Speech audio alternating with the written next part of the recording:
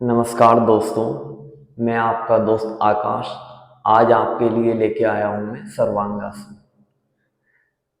ये सर्वांगासन मैं आपको बताऊंगा इसे किस प्रकार से करते हैं, इसके क्या फायदे होते हैं और किन लोगों को इसे नहीं करना चाहिए। तो दोस्तों, आज की ये जो वीडियो है ये हमारे प्रतिदिन एक आसन वाली सीरीज की वीडियो है। आज हमारा 5वां दिन है और 5वें दिन में हम सर्वांगासन करेंगे। दोस्तों, सबसे पहले हम ये जानते हैं कि सर्वांगासन इसका नाम कैसे पड़ा। जैसे कि हम जानते हैं कि सर्वांगासन में 3 शब्द होते हैं, सर्व, अंग और आसन। सर्व का मतलब है संपूर्ण सारे, अंग का मतलब है जो शरीर के हिस्से हैं, और आसन का मतलब है एक स्थिति या पोस्चर या पोजीशन। तो इसमें शरीर के लगभग सभी अंगों की एक्सरसाइज होती है या सभी अंगों पर उस आसन का प्रभाव पड़ता है, या इस आसन में शरीर के सभी जो अंग होते हैं वो सम्मिलित होते हैं, इस वजह से इसे सर्वांगासन कहते हैं।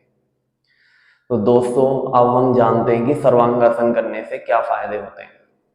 सर्वांगासन किन किन लोगों के लिए उपयोगी है।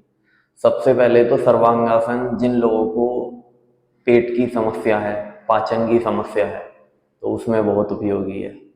उसके बाद फिर जिन लोगों को रीढ़ की हड्डी की समस्या है, पीठ की कोई और समस्या है, गर्दन में समस्या है उनकी, तो उनके लिए बहुत उपयोगी है। जिन लोगों को थायराइड है उनके लिए बहुत उपयोगी है।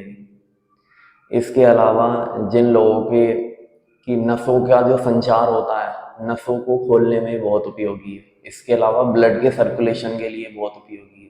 अब दोस्तों, इसके ब्लड के सर्कुलेशन के लिए ये उपयोगी है, इसके पीछे का रीजन ये है कि जब हम नॉर्मल स्थिति में बैठते या खड़े होते हैं तो गुरुत्वाकर्षण की वजह से जो ब्लड का फ्लो है वो हमारे पूरे शरीर में होता है, लेकिन जो नीचे वाला हिस्सा होता है उसमें ज़्यादा रहता है, ऊपर के में थोड़ा कम होता है नीचे की तुलना में।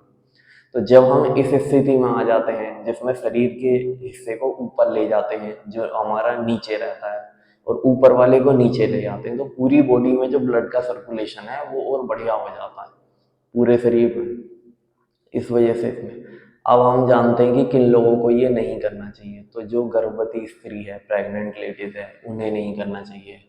जिन लोगों को घुटनों में दर्द रहता है, जिन लोगों के गर्दन में दर्द रहता है, पीठ में दर्द रहता है, उन लोगों को ये नहीं करना चाहिए। जैसे स्लिप डिस्क के मरीज हो गए, ऑर्थराइटिस के हो गए, ठीक है। जिन लोगों को डायरिया है उन लोगों को भी ये नहीं करना चाहिए। जिन्हें हाई बीपी की समस्या रहती है उन लोगों को भी ये नहीं करना चाहिए। तो दोस्तों, ये मैंने आपको बता दिए कि क्या इस योग के फायदे हैं, क्या इस योग के नुकसान हैं और इसका ये नाम कैसे पड़ा। चलो अब हम इसे शुरू करते हैं किस प्रकार से किया जाता है। तो दोस्तों, सबसे पहले हम सामान्य अवस्था में लेट जाएंगे। सामान्य अवस्था में लेटने के बाद हम अपने पैरों को धीरे धीरे ऊपर उठाएंगे, जैसे हम अर्ध हलासन में करते हैं। अब हमें क्या करना है कि अपनी पीठ को भी ऊपर उठाना। पीठ को पीठ को ऊपर जब हम उठाएंगे तो हम देखेंगे कि हमारे पैर सीधे ऊपर नहीं है, हमारे पैर थोड़े सर के आगे बढ़ गए हैं। अब हम नीचे ध्यान रखो कि मेरी कोहनी कहाँ पे है। कोहनियों को जमीन में टिकाते हुए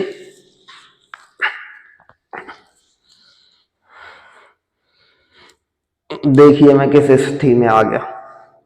पैर मेरे ऊपर हैं, मेरी कोहनियां नीचे टिकी हुई हैं और मैंने हाथ के सहारा लगा के अपनी पीठ को और पूरी टांगों को ऊपर उठाया हुआ है।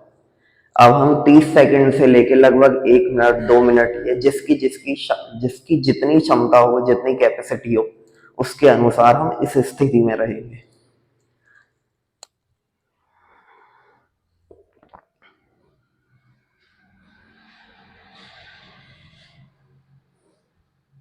अंगूठे और एड़ियां मिली हुई हैं, अंगूठे ऊपर की तरफ है और हमें भी अपने अंगूठों को देखना है।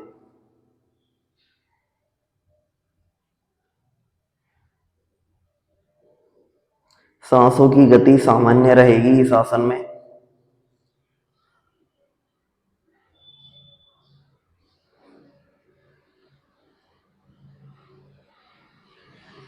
अब हम धीरे धीरे वापस लाएंगे। वापस लाने में भी हाथ तुरंत नहीं हटाना, पीछे थोड़ा सा ऐसे करेंगे इस तरह से, जिससे पैरों को हमारे सहारा मिल रहा है। अब हम क्या करेंगे, अब अपने हाथों को हटाएंगे पीठ से और हाथों को ऐसे नीचे जमीन से टिका दें। अब धीरे धीरे पैरों को वापस लाएंगे।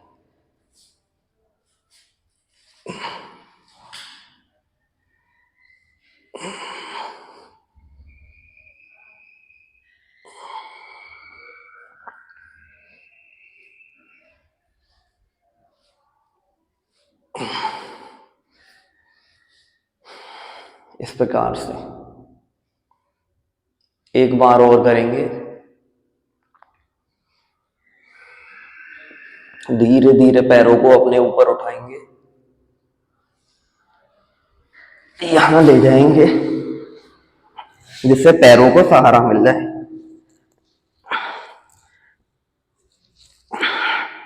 अब कमर पीठ को सहारा देते हुए अपने पैरों को सीधे ऊपर उठा देंगे।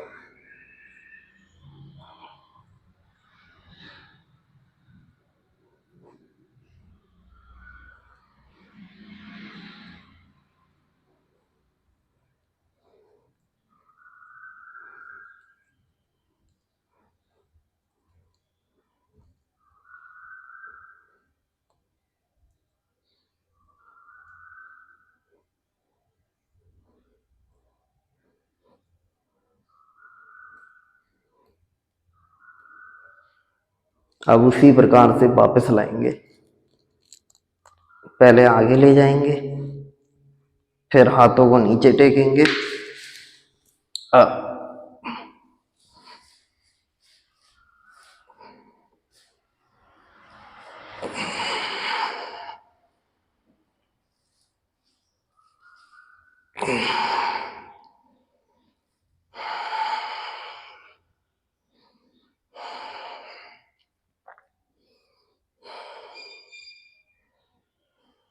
अब उठ जाएंगे कुछ समय लेटे रहने के बाद।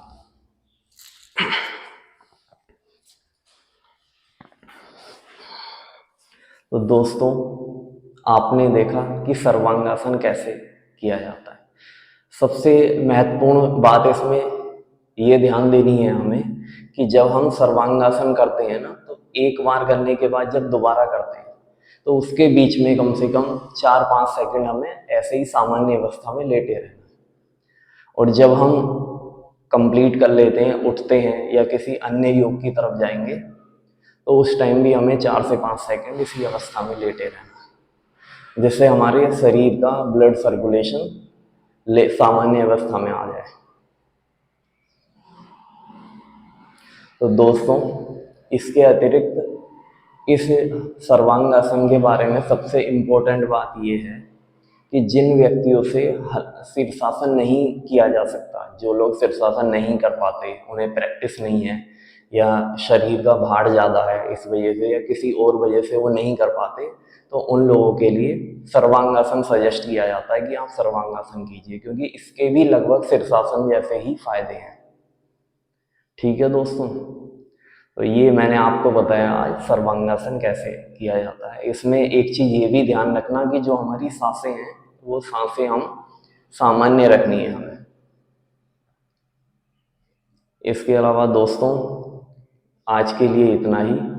धन्यवाद। कल एक नया योग लेके आऊँगा मैं आपके लिए, उसके लिए इंतज़ार कीजिए और मेरी चैनल को लाइक कीजिए, शेयर कीजिए, सब्सक्राइब कीजिए। कल मिलते हैं एक नए योगासन के साथ। धन्यवाद दोस्तों।